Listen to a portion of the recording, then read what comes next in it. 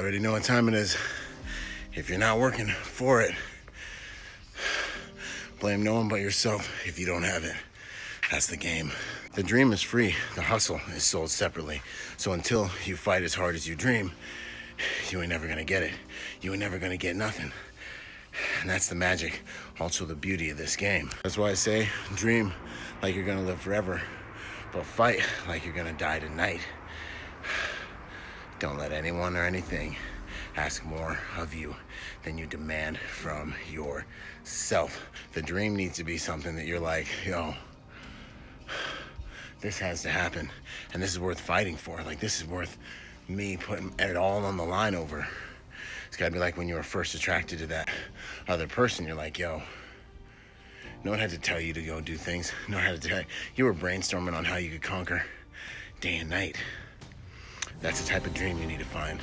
A dream that has that push-pull motivation that's like pulling you towards it. You can't even help but you're thinking about it all day. That's the dream. And you'll court many purposes on the way to your destiny. It's not gonna be like you just get the dream and that's it. Nah, this one teaches you this, that one teaches you that. This one's good for this one's good for that. And as you learn from dating all these purposes, you perfect your palate to really be able to taste and recognize your destiny by the time you get there. That's the game. You gotta do the work. In order to be the man, you gotta become the man. The sooner you stop Googling cheat codes, hacks, secret formulas, and you just look yourself in the mirror and decide to do the work, the sooner you get there, the sooner you become the man. You know what I'm saying? And that's this whole entire game. That is the law and the prophets, gentlemen. Can't go under it, can't go around it. Only way to get to it is to literally go through it, man. And you become such a better person for all that you've gone through if you can keep the right perspective, because your perspective is gonna be what dictates your performance. I place before you life and death, blessing and cursing. Choose life. That's a choice. You start to realize that life isn't about managing your situation. You start to realize that life is about managing your heart and your mind. And when you start to do that, you start to become strong enough to get yourself to do things that are gonna make you better, that are gonna get you on the righteous path. Righteous path, meaning being in a right standing with yourself and your God. Being able to look in the mirror and be like, I'm in right standing with myself, my God, and those who are trying to follow me. Right standing with those who are depending on me. Whether they like me or not, I'm being righteous. I'm in right standing. I'm giving them what they need. That's when you start cooking with tartar sauce, y'all. I'm telling you. What's interesting is it's like life puts you in a position, you know what I'm saying? You get a job, it's like, all right, now you're in a position to succeed. You know, you get in a relationship, oh, you always wanted it, but now you're in a position, you know, to succeed or fail. You're like, everything you want that you get puts you in a position. I think where people fail is that they don't realize the position that they're in right now. You know, they're sitting there like, oh, I do or don't have this. You know, if I only had this or that. It's like, homie, you're in the position right now to succeed or fail relative to what you have at your disposal. This game's only always ever gonna be about what you can see, how you can use that to motivate yourself to do what it is you can figure out how to do with what you have in front of you. This is the whole game. This is the couple of stones, what you got to fight the giant. Like, this is all you'll ever have, and this is what the game's always gonna be about.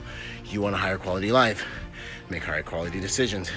When you make them high quality decisions, you gotta get higher quality information so you can increase the sophistication of the problems you're strong enough to face. And the more beautiful, I say more beautiful the problem, the greater the reward, the more you'll be able to feed from the meat of the larger dragons you're able to slay. That's how you take care of your tribe. And the only way to become strong enough to kill those bigger dragons is by becoming a stronger person internally.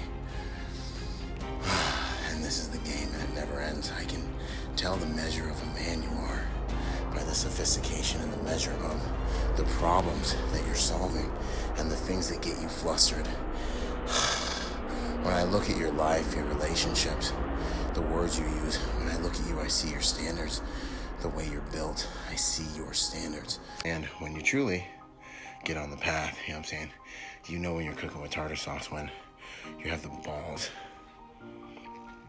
to look at yourself in the mirror before going out for the day, to constantly be looking in the mirror, to be like, yo, what does the fruit of my life say about my standards? What does the fruit of my life say about the version of myself that I am right now? Through relentless vulnerability, through relentless working through the never dying imperfection that is you. That's beautiful, because you see that imperfection is perfection, because you can only yield higher quality out of. Could I be unlocking a higher version of myself? Does fear have me looking away? Or am I strong enough to look in the mirror? And that's when you start to upgrade everything out of recognizing and working on imperfection.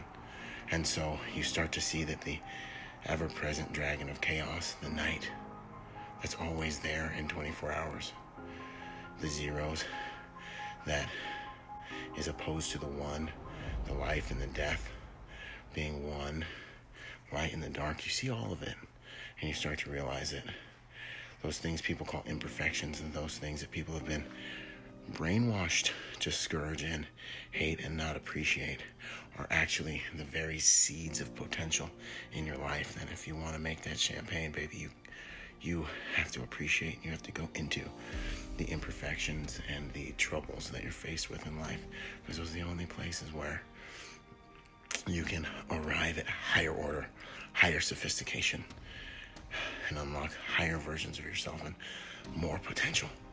I'm gonna go get in some chaos under this bench press right now. Gets more sophisticated, the weak run, and the strong become more resourceful and evolve to also become more sophisticated. And that's what the Phoenix is all about.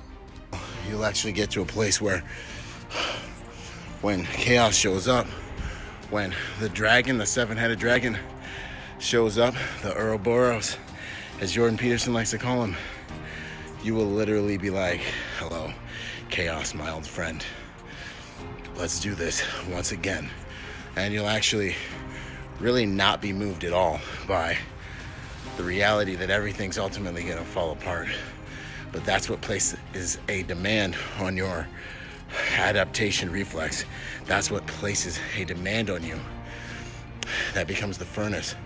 That becomes the crucible that forges, that you forge by the grace of God, higher versions of yourself as a result of. It's an honor to be faced with more and more sophisticated problems, because the farther you go, the higher you climb. Life is always loving and faithful enough to let you see a little bit further. Struggle is providence.